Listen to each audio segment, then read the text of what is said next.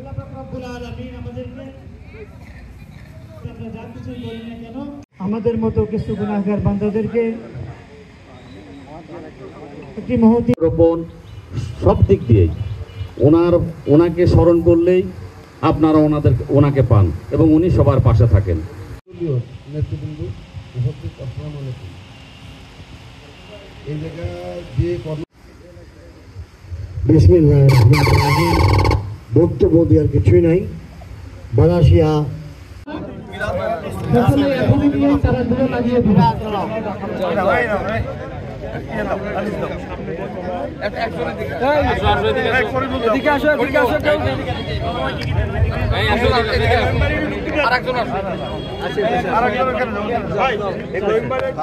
এবং ফুটবল সেই অনুযায়ী মনোহর ভাইয়ের পক্ষ থেকে তাদের হাতে প্রদান করা হচ্ছে।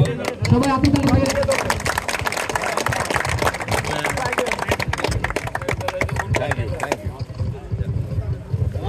বালাসিয়া হাফেজিয়া এতিমখানা ও মাদ্রাসার প্রাঙ্গণে আয়োজিত বৃক্ষরোপণ বৃক্ষ বিতরণ কর্মসূচির অংশ হিসাবে আমরা যারা এখানে উপস্থিত হয়েছি, আমাদের এই প্রতিষ্ঠানের সম্মানীয় প্রিন্সিপাল সুপার,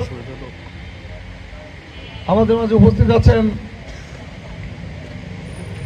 রাজশাহী বিশ্ববিদ্যালয় তথা রাকসুর সাবেক জিএস, বাংলাদেশ জাতীয়তাবাদী দল মাগুরা জেলা শাখার সংগ্রামী সাবেক সাধারণ সম্পাদক জনাব অ্যাডভোকেট আহমদ হোসেন, আমাদের মাঝে উপস্থিত আছেন সাবেক ছাত্রনেতা, বর্তমান জেলা বিএনপির অন্যতম সদস্য,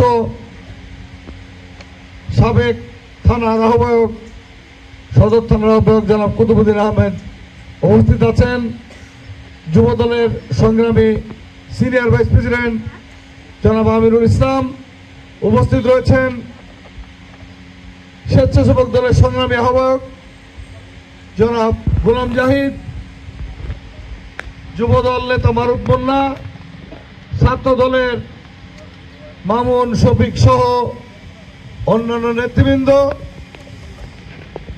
এই অঞ্চলের বিভিন্ন এলাকা থেকে আগত নেতৃবৃন্দ এবং আমাদের কোরআনের আগামী দিনের হাফেজ, বর্তমান হয়তো অনেকেই হয়েছেন, তাদের সবাইকে জানাই সংগ্রামী শুভেচ্ছা ও সালাম। আসসালামু আলাইকুম।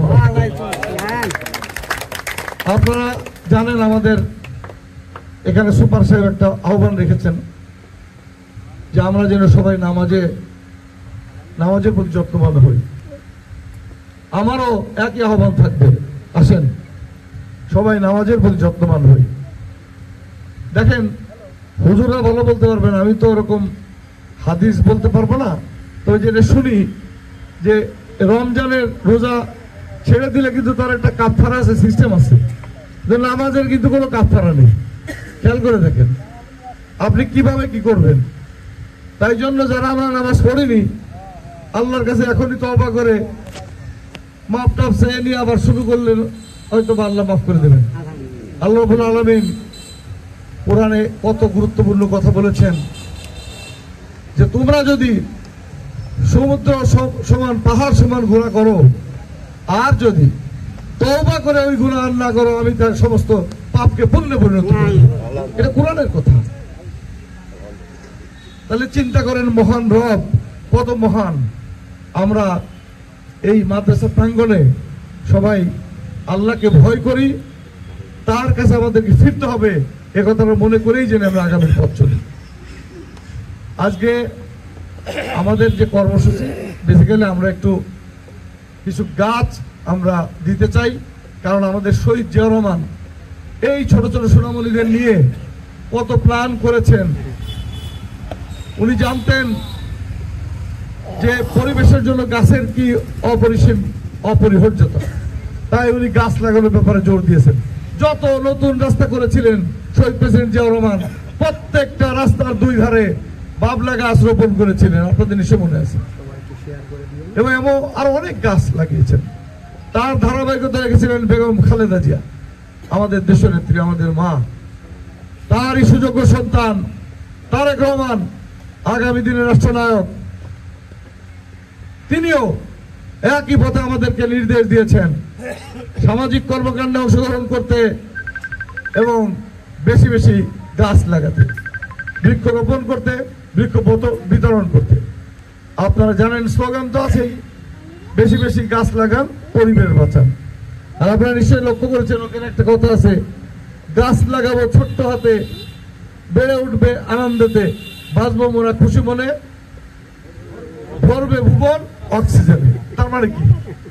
অক্সিজেনই তো আমাদের বাঁচার একমাত্র পথ।